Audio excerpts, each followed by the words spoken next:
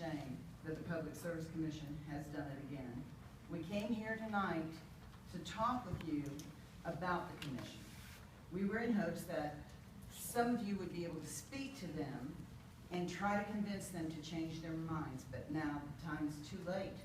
They've approved yet another increase to the rates for SCE&G, to the customer, to the public. We feel they have made their decision early because of tonight's meeting, because we would be up here speaking against it.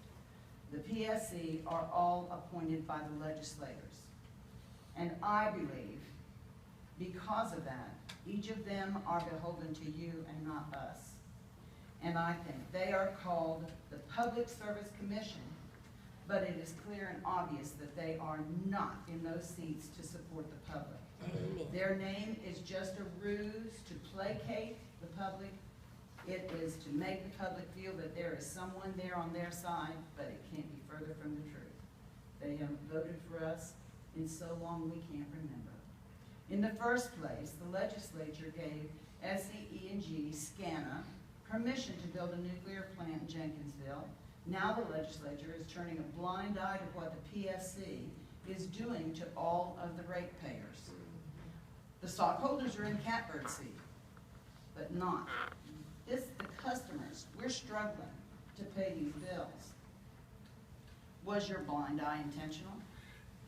Was this the way the legislature could say, it's not us, it's the PSC, our hands aren't in this, our hands are clean, but that's not true. You did put them there. You need to be watching what they're doing because they're not doing for the public. My main question to you tonight is, do you not watch the news? Do you all just allow the Public Service Commission to run amok without watching what your appointees are doing? I'm here tonight to tell you it's time for every legislator to look at the Public Service Commission. They're not reading the reports that are being given to them because we, the public, have had enough. And we are going to be looking very closely at everything to do with them and to do with the people responsible for putting them in those seats. Something's very wrong, and we, the public, have had more than our fill. The whole idea of a nuclear site in our state is wrong and should have been put up to a public vote, but it wasn't.